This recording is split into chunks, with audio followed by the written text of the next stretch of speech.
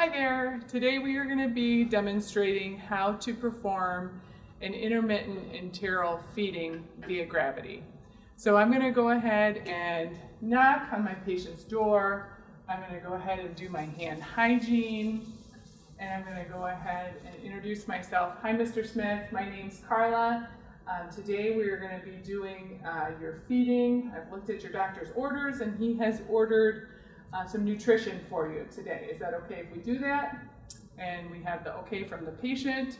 So I'm going to go ahead and do my two patient identifiers like you do for all skills. So Mr. Smith, can you tell me your first and last name? Good, okay. And what is your birthday? Thank you.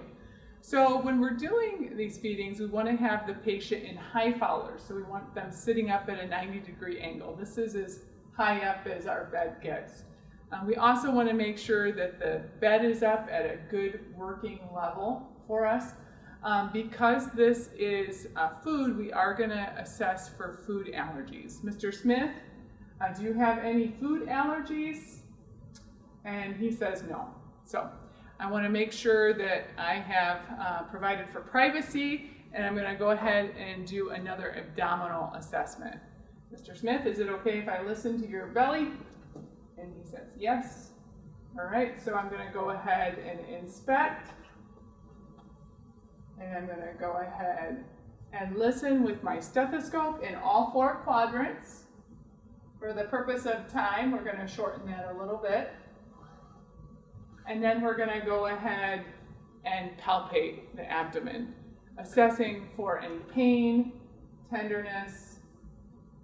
Are you experiencing any discomfort as I feel your belly? And he's saying no. So he's not having any discomfort.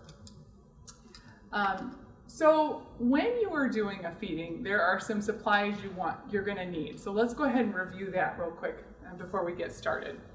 Obviously, your assessment, you need a stethoscope. You do need a pair of gloves for this. You also need a 60 ml syringe. We're going to use this to aspirate the gastric content and then also for administration of the feeding. You're going to need a graduated cylinder so you can measure your gastric content. You're going to need a graduated cup filled with 100 mLs of water. You're also going to need the nutrition that the doctor has ordered and an alcohol prep to clean the outside of it. Additionally, you're going to need your pH strip to verify placement of the NG tube. All right, so from here, I'm going to go ahead and don my gloves. And as you're doing this, you're kind of explaining to the patient what you're doing. So the first thing I'm going to do is I'm going to get my 60 ml syringe, and I'm going to go ahead and kink this off, put this on, and I'm going to pull back the gastric content, all right? If the gastric content is more than 200 mLs, we are going to actually reinsert it and wait 1 hour and reassess, all right? So I'm going to go ahead and check to see how much to see if he has a certain amount of mLs in his stomach. So I have aspirated all his gastric content, and you see I'm clamping the tube off in between. All right, I'm going to go ahead and take a look, and it is less than 200 mLs. So before I insert, anytime you insert whether it's a feeding, maybe medication, anything through a tube, you want to verify placement. You want to make sure that you're not putting this into the lungs. So I'm going to go ahead and take my gastric content and my pH strip, and I'm going to go ahead and measure that gastric content, looking for a 1 to 5 pH. Okay, and that is a 3, so that tells me that it is in the stomach. All right, so next I'm going to go ahead and prepare to do the flush. So when we do this, we do 50 ml flush of water, and then we do the prescribed nutrients, and then also finally the final flush. So for this, I'm going to go ahead and take the stopper off the end of that, and I'm going to go ahead and kink off my tube.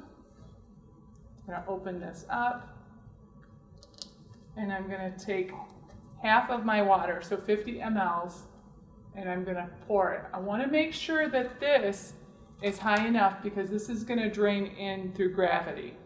So once I have put the 50 mLs of water in here, I'm going to open this up, and I'm going to let the water drain through the tube into the stomach. And then after that has gone through, I'm going to go ahead and take my feeding. I'm going to use alcohol, an alcohol prep, and I'm going to clean it, open it, and then I'm going to pour it in.